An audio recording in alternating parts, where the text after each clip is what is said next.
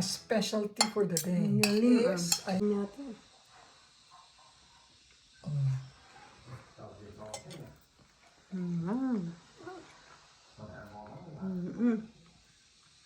Ang sarap.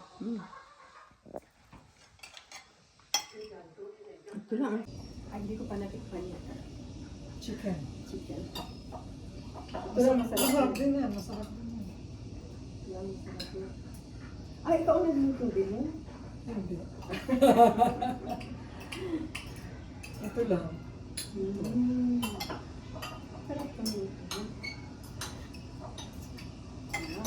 Kasi, kung hindi maubos, edi gawin ko chicken sotanghon. Di ba? Isi-shred mo. And then, gagawin chicken sotanghon. Ang sarap ng fried rice ko, grabe. Matandaan ko bang ginawa? Baka hindi ko matandaan ang ginawa ko.